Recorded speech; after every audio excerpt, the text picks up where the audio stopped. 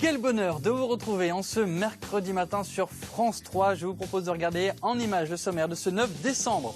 Le sport sera notre fil rouge aujourd'hui, avec tout d'abord un dossier du jour sur le sport comme échappatoire. Échappatoire dans une société soumise à des restrictions sanitaires et des déplacements, mais aussi le sport comme échappatoire pour les publics en difficulté. C'est justement la mission de nos invités. Ils ont maintenu le lien pendant le confinement entre sport et danse. Nos citoyens coup de cœur sont aussi des professeurs de danse et nous ferons un point sur leurs conditions actuelles de pratique sportive. Et vous le verrez, c'est très compliqué. Bonjour à mes 4 invités. Bienvenue pour cette émission dédiée au sport. Voici notre dossier du jour.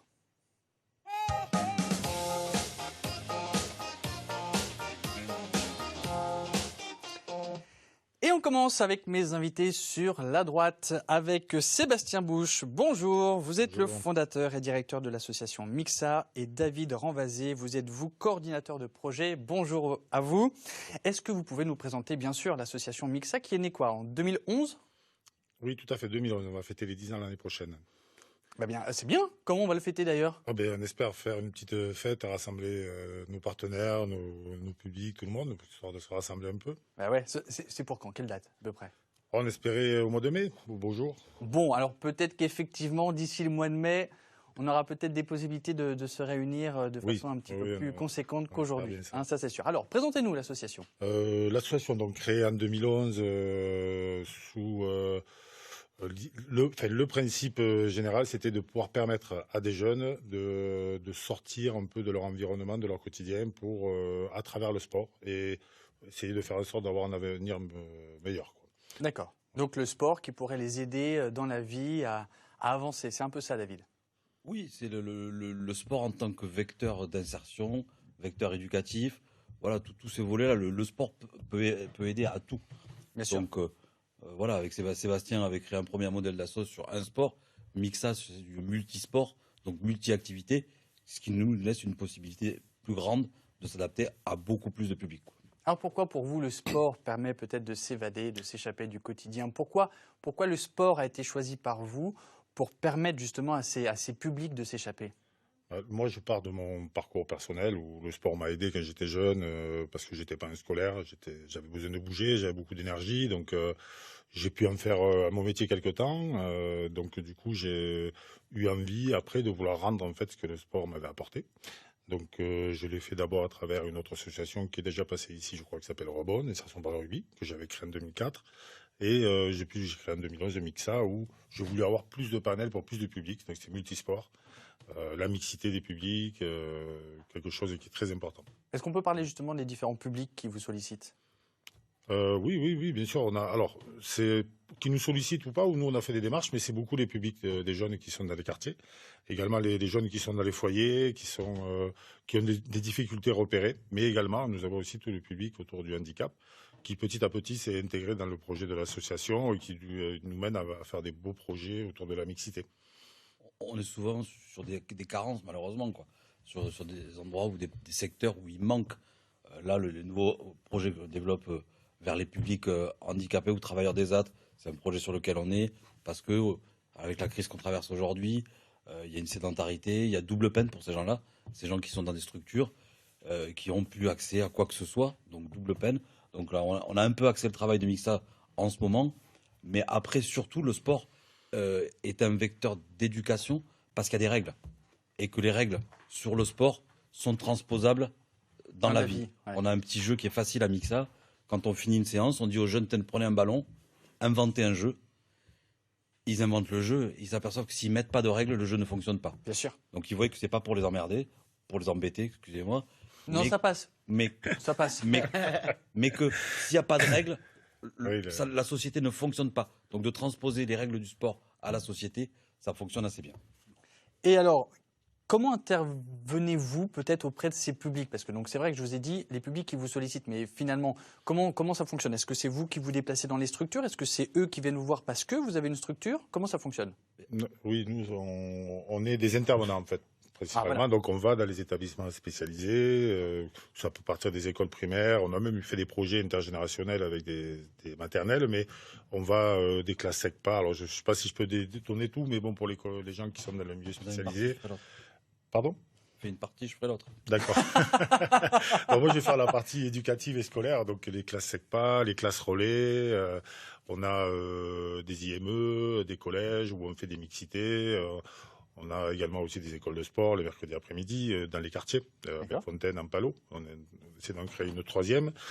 C'est permettre l'accès là aussi aux jeunes. Là, c'est les jeunes qui viennent sur la structure, mais c'est une structure municipale. D'accord. Et pour la deuxième partie alors? Alors, on travaille avec tout le secteur du médico-social, donc avec des ITEP, des IME, des MAS.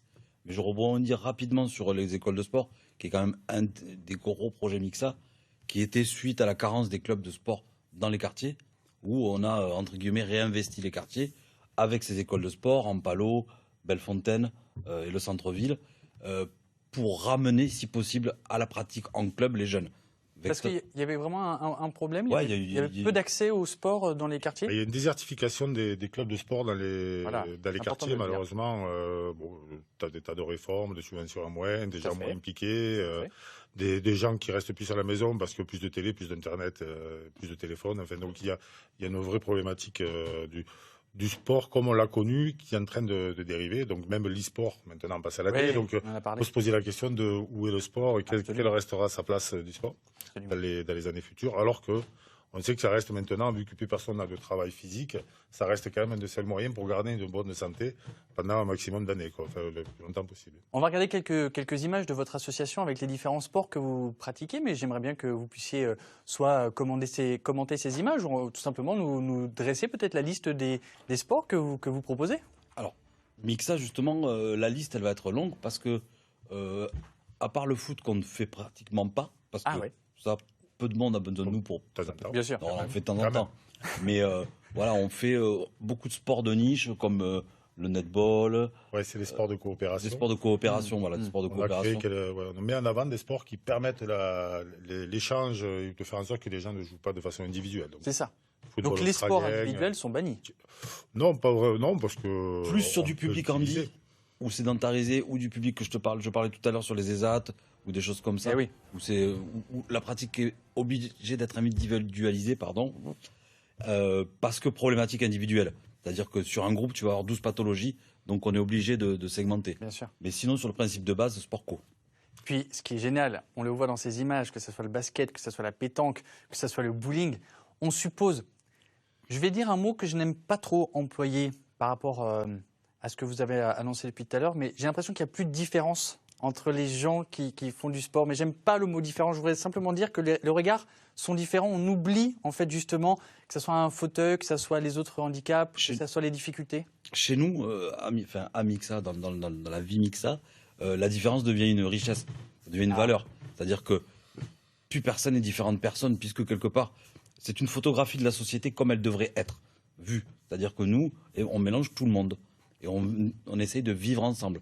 Donc nous, la différence, elle existe de fait. Comme moi aujourd'hui, mais on est tous différents. Mais nous, ça devient une richesse, ça devient une valeur. Et au contraire, on n'a pas de problème avec la différence. Bon, alors, on l'aime, nous. De Mixa. Voilà, puis donc du coup, je peux raccrocher avec je me sens mieux avec ce mot, on le place sous de la richesse humaine et sociale. S'il y a de la bienveillance autour, elle est riche. Absolument. Forcément. Alors le sport comme échappatoire bien sûr, mais le sport fait du bien à notre corps. Trop de C, trop de H, trop de OR, mais en tout cas on va regarder ces images et ensuite on poursuit ce dossier du jour. Ça me stresse ce confinement, je suis trop tendu. Moi je fais du sport, ça détend, c'est trop bien. Le sport vous comble de plaisir? Eh bien l'explication est avant tout physiologique. L'activité physique soutenue libère en grande quantité 4 familles d'hormones qui vous enveloppent dans une bulle de bien-être. Primo, l'endorphine, dont la structure ressemble fortement à celle de la morphine. C'est un puissant antidouleur qui permet de faire de gros efforts et donne une sensation d'euphorie. Adieu le stress. La quantité d'endorphine augmente pendant l'exercice et est multipliée par 5, même 30 à 45 minutes après l'arrêt de l'effort. Les sports d'endurance, par exemple footing, natation, sont ceux qui nous font produire le plus d'endorphine. Secondo, la production de dopamine, l'hormone du plaisir et de la vigilance, participe elle aussi à votre bonheur. Grâce à elle, on se sent moins fatigué et plus productif. Enfin, l'adrénaline et la noradrénaline boostent votre motivation et vous poussent à intensifier vos efforts. La pratique du sport, c'est donc bon aussi pour le moral. Et pour ceux que le sport n'enchante pas, il en reste un qui booste tout aussi bien les hormones, le sport en chambre. Celui-là, on n'y avait pas pensé.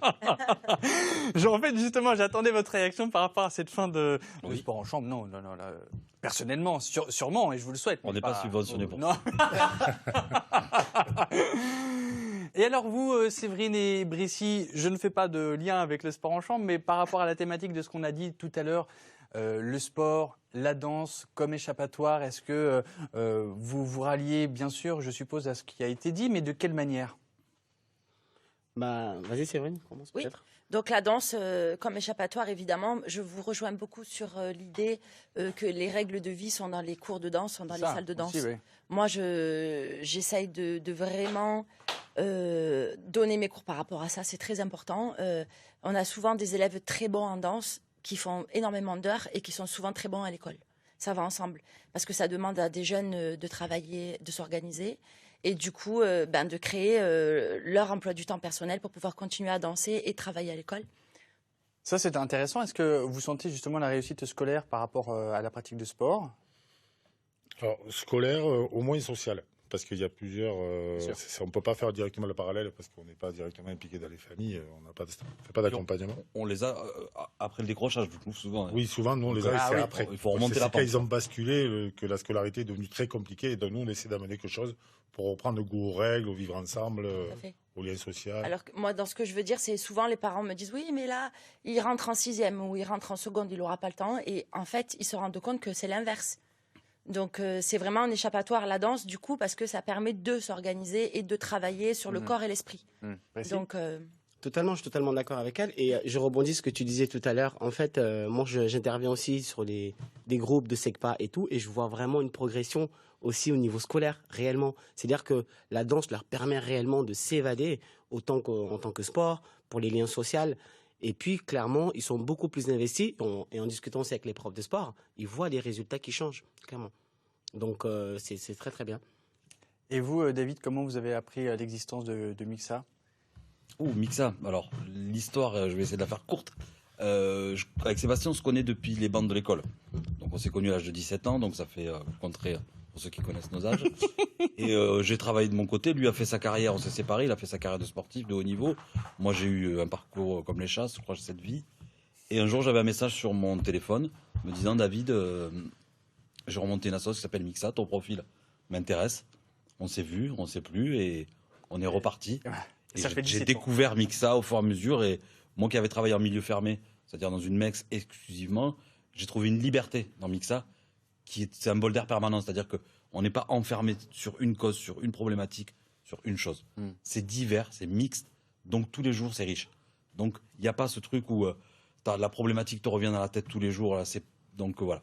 Donc Mixa, parce que mon ami, parce qu'on s'aime depuis longtemps et que le projet est magnifique. Bien sûr. Voilà.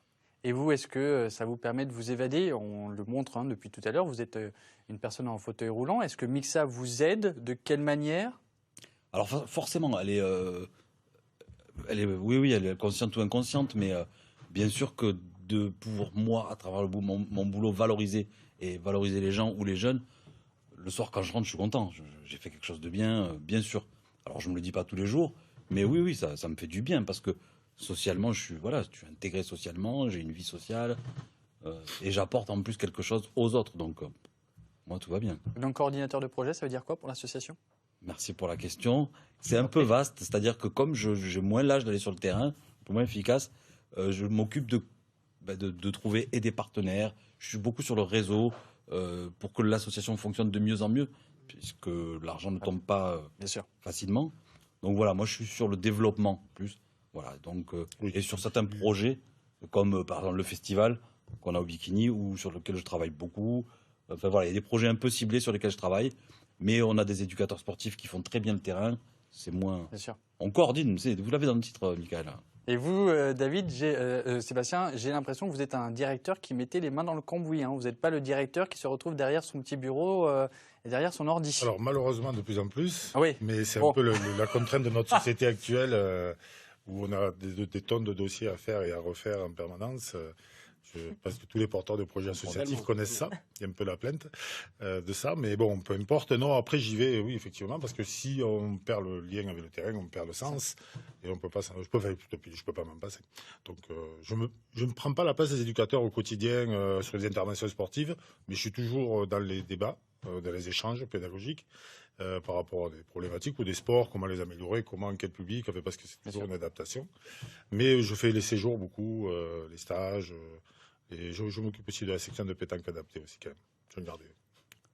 Oui, parce que pour ce que tu dis, Seb, c'est qu'on est incapable de parler ou de promouvoir un projet si on ne le connaît pas de l'intérieur. Bien sûr. Une des premières choses que Sébastien dit aux nouveaux arrivants, aller sur le terrain d'abord. Et après, voilà. Donc nous, le terrain, on l'a fait pas mal, mais nous, on s'en coupe pas, ni lui ni moi, parce que c'est notre ressource. C'est avec ça qu'on construit et qu'on continue à construire. Un mot donc sur vos équipes. Combien de coordinateurs? Alors, beaucoup d'éducateurs sportifs et coordinateurs. Il y a Anthony, donc, qui est coordinateur de toutes les activités que l'on fait. Parce qu'on touche ces 5000 personnes par an. Je ne sais pas si la question devait arriver, mais autour de 5000 personnes par an que l'on rencontre de tout type de public. Et donc Anthony coordonne les organisations hebdomadaires lors des temps scolaires, tout ce que l'on peut faire.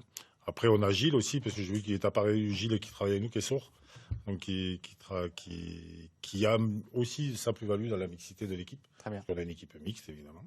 Et après, donc, il y a quelqu'un l'administratif qui est Mélanie. Après, Maud qui est arrivé, qui est plus axé sur les quartiers. Et maintenant, Guillaume qui vient de nous rejoindre parce qu'il fait de turnover. Il y a un turnover puisqu'il y a des services civiques. Des emplois aidés qui s'arrêtent, qui reprennent. Vous savez, et comme vous l'avez dit, les conditions actuelles qui sont un petit peu compliquées en plus. Mais on a maintenu une équipe assez complète pour pouvoir travailler. On est prêt. Parfait. Oui, on est prêt. Ça, c'est chouette. Vous allez sur le site mixa.org, bien sûr, qui apparaît en bas de cet écran.